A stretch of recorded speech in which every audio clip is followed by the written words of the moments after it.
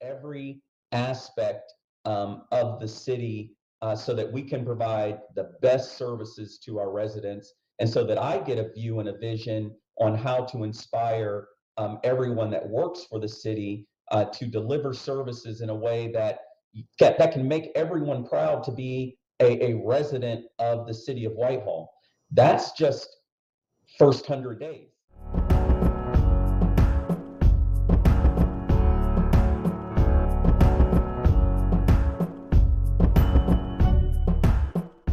Everybody, welcome back to Unbossed Nightly News. Tonight, we are in for a treat. We're about to have a conversation with a gentleman who has made history not once but twice in the city of Whitehall. Made history just a few years ago as the first black elected, not only, I don't want to say official, but first black elected city attorney. But now he's making history yet again. I had the opportunity when he was filing his petitions earlier this year, back in February.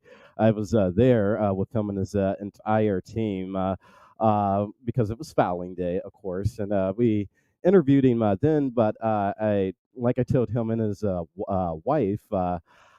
Hey, we already know you're going to win. So what's next? So he's now been elected officially as the first black mayor of the city of Whitehall. But check this out. He's not just a rock star in the political realm too, but I mean, his family's rock star. His son just interviewed the the first female vice president of the United States. Yes, I'm talking about Vice President Kamala Harris, and his wife is rocking it out in the county commissioner's office too, as the deputy county administrator. She's traveling and crisscrossing not just this country, but really the globe, representing this city and this county very, very well. And we can't leave out his daughter either. She's phenomenal in her own right, breaking barriers and doing all sorts of things. So at this time, I'd like to bring Mayor-elect Michael Bivens onto our show. Welcome, Mayor. Well, thank you so much for having me, Devontae. I'm so honored to be here with you today, speaking to you and your viewers. I consider it to be an honor and a privilege anytime anybody wants to hear anything from me. So I really appreciate you having me. So I got to ask the question. So these days, in your house is probably not you as the rock star as much as your son. So what was it like when you got the call that your son was going to get to interview Vice President Harris? He called and said that they had reached into him because he had been elected as the #1 HBCU host in the nation. And so, to put that in context, all of the historically black colleges and universities voted him the #1 host of all hosts in the nation, and his votes were sizable. And so, he contacted us and said that the vice president was visiting North Carolina A&T, and she wanted him to interview her, and he had never done anything like that, and he had a oh my god moment, and then we had the oh my god moment afterwards, and the university taught him how to do an interview, taught him the protocol of meeting with a vice president of the United States, and he went in there and interviewed the vice president of the United States. And I could not be more proud. I was proud of him before he did that, but the way he handled it was just exceptional. Yes, I got to check out the interview. I said, "Oh my God, I may actually be out of a job here coming up pretty soon if I don't watch out." But I don't know your son personally, but from watching social media and actually watching the interview, I was just like stoked that someone here locally like got that opportunity. That was just like mind blowing. Definitely an experience he won't forget. And I mean, our job is hard, but I mean, he handled it with poise and knocked it out of the park. Absolutely. I mean, Yeah, I have to share just a moment he had because during the conversation, she spent about a few minutes or more. I want to say it was 20 to 30 minutes with him, just getting him comfortable. And in that conversation, she shared with him that she had done a background check on him. And in that background check, he asked her, and he was just shocked. And she's like, "Listen, I'm the vice president of the United States. Certainly, I'm going to do a background check." But Right. the significant thing about it was is that in that background check, she pulled up me, she pulled up my wife Joy, she pulled up our family, and she tells my son that as a result of doing that background check, that what we have done and what I have done, particularly as his father, have has changed the narrative of my family and and the background of my extended family. And to have the vice president of the United States say that to your son is significant. And it shows that intentionality matters, especially when you're thinking about legacy and you're thinking about, being an upstanding person and, doing all of the things that your mom tells you, knowing right from wrong, uh, being honest, Mhm. all of these things, it actually makes a difference. And then for it to be noticed on that level, it was a significant and humbling moment. We still have a whole nother 20 plus minutes of conversation left here on the show tonight with the city of Whitehall Mayor elect Michael Bivens. All that's still to come when we return right here on Unbossed Nightly News, streaming live on Unbossed Columbus. I think you overestimated foot traffic. This place looks pretty dead. Would have been nice if we could have put up some of these signs. It would have been nice if we had gotten a will. Maybe then we could have left all this junk to our great-great-great-great-great-great-great-great-granddaughter, Coco. Come on, Abigail. Gen Z kids don't churn their own butter. Some laws are stupid. Having legal help creating your will is not.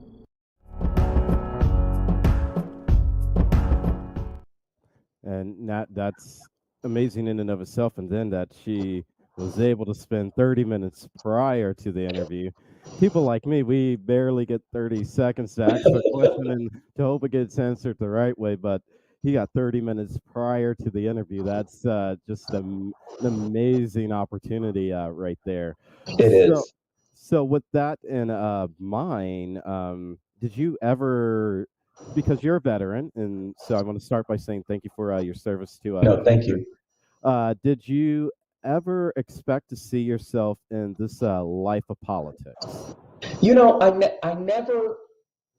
never thought that I would get into politics. In fact, even today, I don't wear the mantle of politician in the way that most people use it. I consider myself, first of all, to be a servant of all, and I consider my role as more of a servant, public service role than a politician. And I understand, there's political things that are attached to it, and but I am highly relational.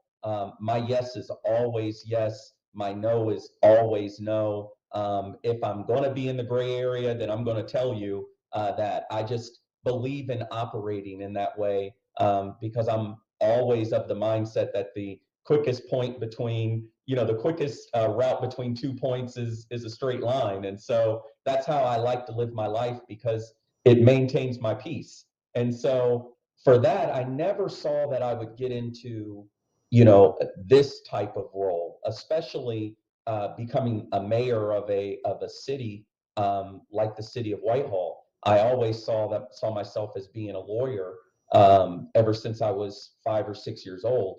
And so to transition into the chief executive officer role of a municipality, and especially a great city like the city of Whitehall, is an exciting moment for me in my young 52 years of age. So I'm really excited about this next opportunity.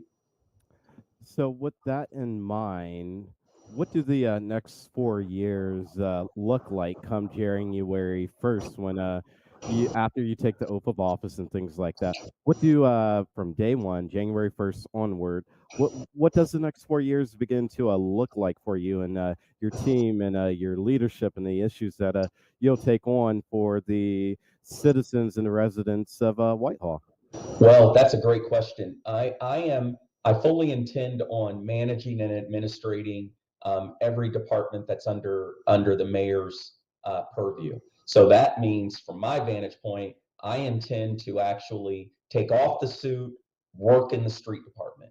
I intend to put on, whatever uniform I can and work, a day or more in the police department. I intend to go to the fire department and sleep, during the weekend, just to see what it's like to experience life from their vantage point. I want to touch every aspect of the city so that we can provide the best services to our residents, and so that I get a view and a vision on how to inspire everyone that works for the city to deliver services in a way that can make everyone proud to be a resident of the city of Whitehall. That's just first 100 days. I definitely intend on continuing the development progress from my predecessor, Mayor Kim Maggard. I want to increase multifamily, single family home to the extent that we can increase our population. That is something that is definitely on my radar. And then last but certainly not least, I definitely want to do very strategic, real change with respect to our poverty rate in the city of Whitehall. Right now, the city overall is experiencing about 21% rate of poverty. It's the highest rate of poverty in Central Ohio. Amongst the African American community, it's about 27 to 28%. And so for that, at least in my first 4 years, if I can accomplish reducing that by 10%, then I'll feel like I've done a good job. So when you speak of poverty and trying to reduce it, and to, in fact, as you just said, to reduce it by 10%, what are some of the goals or the initiatives that you will embark out on to initiate that and to achieve and accomplish that goal? But not only that, over the past week or so, we've had the opportunity to sit down with other small suburban mayors from Sure. around Columbus and elected officials. And one of their, they seem, all of you seem to have these same goals to reduce the poverty rate. But some of the things they brought up in doing that, and one of their goals is housing, because you can't tackle the poverty rate without tackling housing. So, what are some of your goals or steps that you're going to take to achieve this goal of reducing poverty by 10%? And then, how is housing going to factor into that? Sure. Well, housing is definitely a factor. It's on the list of things that you have to have in place, because without stable housing, then you don't have a stable family. Without a stable family, then that leads to disparate impact as it relates to jobs. However, I'm uniquely situated in my background to speak to how exposure and partnerships that matter make all the difference in the world. And so, what I intend to bring to the city of Whitehall are strategic partnerships with workforce development corporations that are going to come into the city of Whitehall, knock on the doors, develop the relationships, build the bridges so that people can find livable wages and get the employment that they need to not only take care of themselves, but also take care of their family. Next, here's the other part that I really love. We have a community partner uh, in Discover that is going to do its corporate headquarters in the city of Whitehall.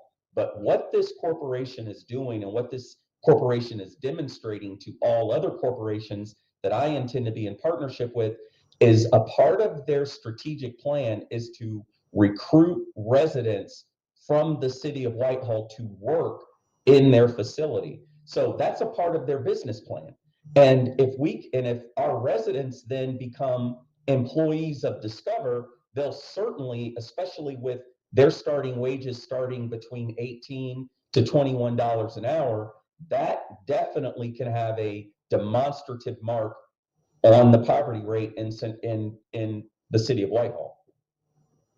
And I'm glad you brought up Discover, because Discover's taking over the old Alliance Data building right there on East Broad Street in Hamilton, right before you get to that intersection, anyways. And so, with that, and with them coming in, moving their corporate headquarters to a city like the city of Whitehall, I have to ask the question when it comes to contracts and things like that. And I know the contracts on these projects are not going to be issued by the city. That's completely by the company Discover. But if you will just follow me here for a second, what can you and your administration do in working with companies and partners like Discover to ensure more black and brown companies, such as construction companies, trucking companies, and things like that, are able to get contracts to work on these projects? Because the Discover building is currently right now beginning to undergo renovations and things like that to prepare the headquarters to move into the new location. Right. And that's a good question. The way that happens from my vantage point is making sure that we maintain strong relationships with our community partners. And when I say strong relationships, the way that I characterize a relationship is being able to have intentional, real, eyeball to eyeball, face to face conversations. And so, to that extent, it will be my role as the chief executive officer of the city, as the mayor of the city, to have those conversations and ask those questions. Obviously, the city is obligated to look at it that way. I would hope that our private partners also, look at diversity, equity, and inclusion as a part of their business plan. That's what makes a strong relationship. That's what makes a strong community. Definitely. So let's switch gears a little bit. We're going to come Sure. back to this conversation. You are a workout enthusiast.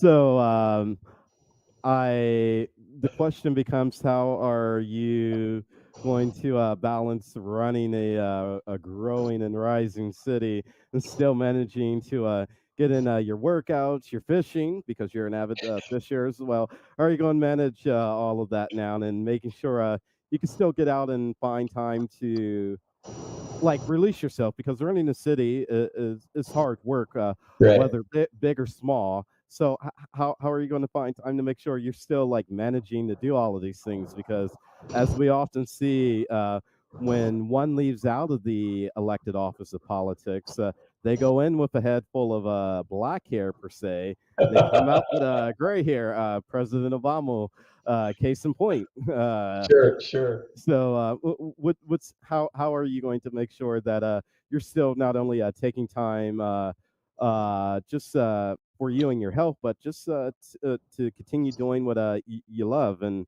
I also know you caught a shark, and you kind of threw the shark back. Well, I tell you, I am an avid believer that life requires balance. So you have to have spiritual balance, you have to have physical balance, and you also have to have work balance and family balance and all of these things. So what I've been able to do over the past 8 years is I carve out time that is specifically for me and my mental health and mainly my relationship with God. That is something that I'm stalwart about.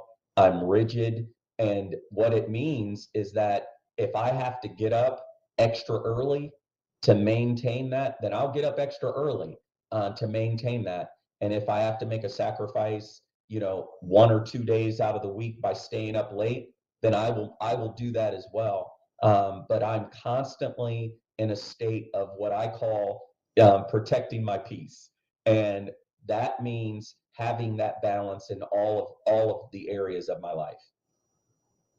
So when it comes to protecting your peace, we've established already you have a pretty busy job.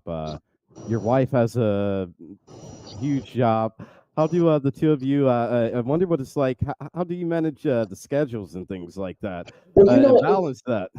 and that's a great question. When I've been married to my best friend for 25 years, and when we started off our marriage, we started off clearly with the mindset that everything we do, we're going to do together.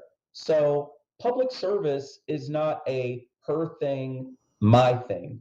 We serve together. So it's just the way that we've kind of carved out our relationship where when we are at a meeting, because we're being authentic, because we're being ourselves, we can be at that meeting, and as long as we're there together, then that's how we maintain our relationship. And then we carve out times for ourselves. Even what you just brought up about going to work out, what a lot of people don't know, my wife is many times with me in the mornings when we're out praying, when we're out walking or running or going to the gym. She's there, and we carve out time to go on trips. We'll drive to see our family in Cleveland, but we're intentional about not only our public service, but we're intentional about our relationship. And I'm like really glad to hear that because especially in our community, the Black community, when we not only get involved in political office and we are elected to that office, we oftentimes forget about ourselves and our family in a result of trying to put service above ourselves and put others first. And it's not intentionally. We Right. just we couldn't imagine how much work there actually is that like needs to be done. Like we had an ideal, but when we actually get in, it's like, oh shit, this is like really a lot of work. I if you would have paid me, I couldn't have believed it now, and I actually have to like get the job done and do the actual work that I was elected to do.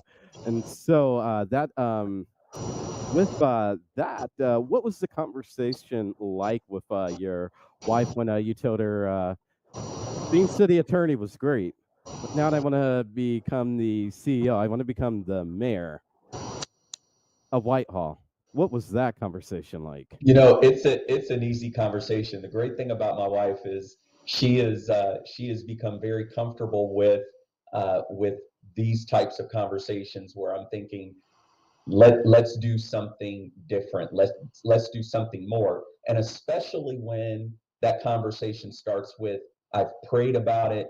I feel like I've heard from God as a result of these next steps, and this is what I envision us going into. The great thing about my wife and I is she's given me the reins to be the visionary of our family.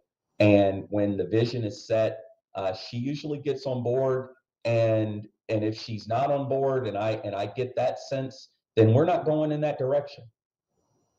So it sounds like the sentiment of through being best friends with her is still the same sentiment that we grandpa and the uncles and all of them employs on us happy wife, happy life in a sense.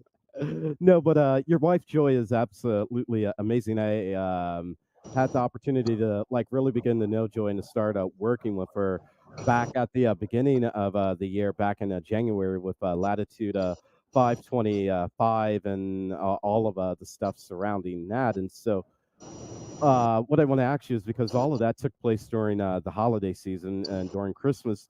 What was that like for your partner, your best friend, to have to step away from the family because the job had to come first, and she had to go figure out like now what do we do, and getting all these things very quickly into play, giving what her job description and things are, and her position is at a county level. Sure. And we didn't look at it as a stepping away from our family. We looked at it as this is what we love to do. We love to serve. We love to be able to use our gifts in order to serve and advocate for others. And so had she not gone, had she not, if had she stayed home, we probably would have had a bigger problem with that than what her response was. I mean, that's been the habit of our family since the beginning. And I think that's a great habit to have. So, in our last few minutes together, I want to go back to a conversation we were having earlier about the things that are over the next 4 years are on your agenda to accomplish. The Sure. first thing is poverty. Do you have anything else that you are going to try and get done besides the reduction of poverty? Because and if you don't, that's fine, because that's a big task that has subsequently all of these other things involved in it with tackling that. I mean, as we know best, there's been multiple presidents who have tried to tackle this war on poverty, Sure. and they've done the best that they could. But this is a huge task and huge undertaking, not just for a leader of a free world, but even a leader of a city. Sure, sure. Well, that's a great question. And the other thing, and it's kind of it's not on a sub level, but it's a both and.